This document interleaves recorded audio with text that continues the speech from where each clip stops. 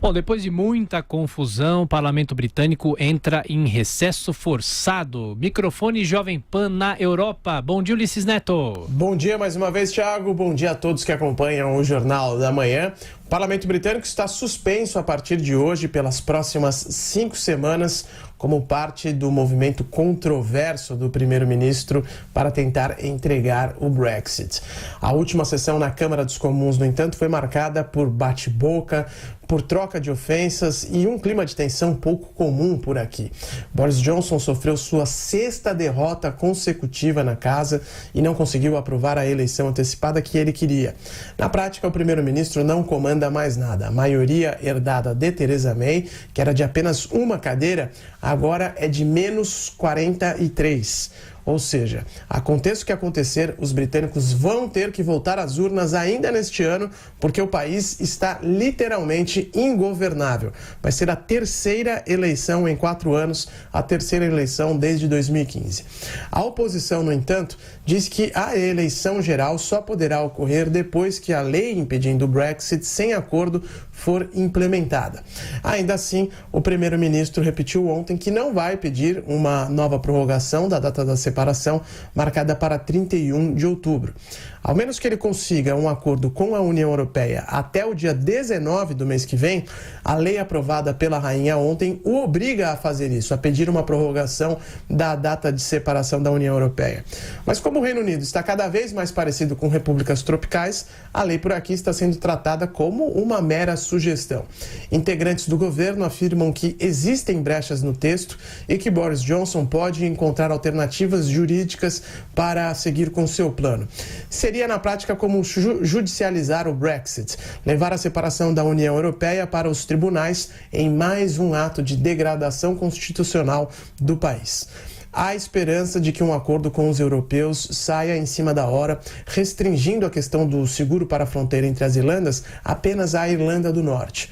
Uma saída que, na prática, seria como implementar uma fronteira dentro do próprio Reino Unido, colocando em risco a Grã-Bretanha, como conhecemos hoje. Os 4 países que formam o Reino Unido da Grã-Bretanha.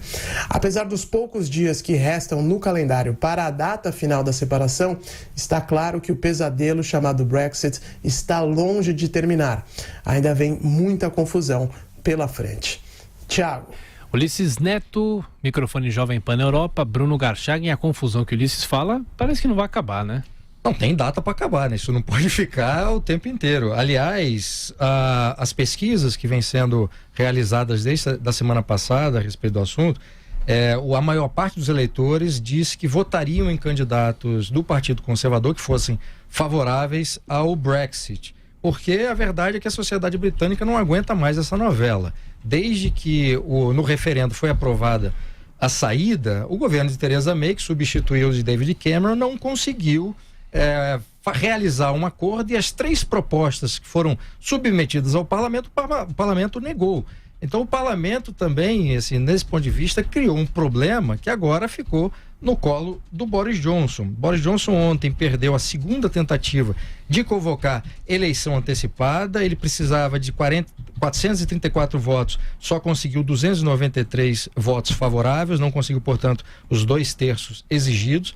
E a ideia era convocar eleições antecipadas justamente para que a sociedade, para que os votantes decidissem se queria que o processo do Brexit fosse levado adiante com ou sem acordo, e por isso os eleitores, os votantes votariam nos candidatos conservadores pró-Brexit, ou se renovaria a Câmara, daria, por exemplo, a maioria ao Partido Trabalhista, e aí o Partido Trabalhista decidiria o que o Corbyn disse ontem, que era justamente tentar algum acordo com a União Europeia e fazendo a prorrogação por 90 dias. De qualquer forma, vamos ver o que vai acontecer. No fim de semana, líderes da União Europeia já disseram que não fazia sentido conceder mais 90 dias de prorrogação, porque os políticos britânicos não ofereceram nenhuma justificativa, nenhum plano para que justificasse essa prorrogação.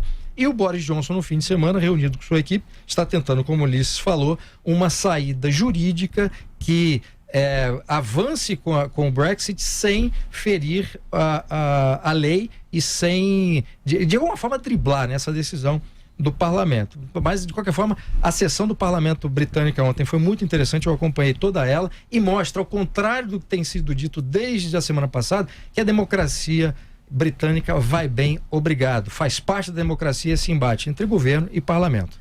Olha, é tanto assim que durante a guerra eles viviam votando moções de desconfiança que poderiam encerrar o governo Churchill, né? O parlamento inglês é difícil de compreender, como é difícil de compreender um país que tem a mão de trânsito invertida, não é fácil, né? É para profissionais mesmo, aí como o Bruno, né? E como é o caso do Brasil, como vivia lembrando o Tom Jobim. Agora eu digo sim, eu penso o seguinte, como leigo, hein? Se eu fosse inglês, eu usaria esse tempo todo aí que eles estão usando para tentar resolver a confusão armada com a aprovação do Brexit, para fazer exigências à União Europeia que permitisse a permanência do país em condições melhores. Eles conseguiram, por exemplo, manter a Libra como moeda, né, e não adotar o euro. Eles seria mais simples esse caminho do que esse tortuoso que eles vêm percorrendo há meses e que vai acabar num beco sem saída. É isso. Pois é, Augusto, é porque durante esse tempo todo que a Theresa May substituiu o David Cameron, as propostas que ela tentou, querendo agradar gregos e troianos, quer dizer, União Europeia e Parlamento, já era uma proposta que não atendia nenhum dos dois lados. Mas eu digo antes do Brexit, negociar com a União Europeia as vantagens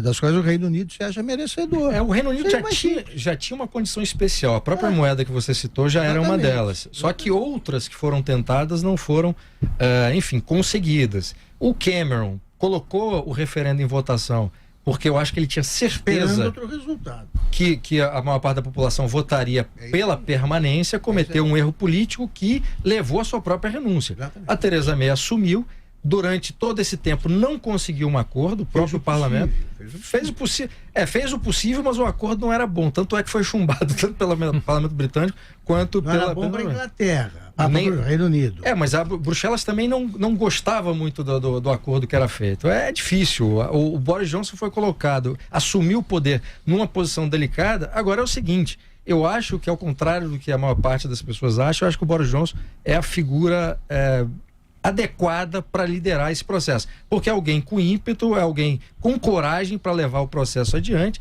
Se ele cometer erros, se ele cometer falhas, ele vai pagar por isso, como está pagando. Aliás, o adiamento do retorno do recesso, que ele queria justamente evitar o que acabou acontecendo, foi uma consequência negativa de uma decisão que ele tomou. Agora caberá à sociedade britânica e às próprias instituições decidir o que vai ser feito.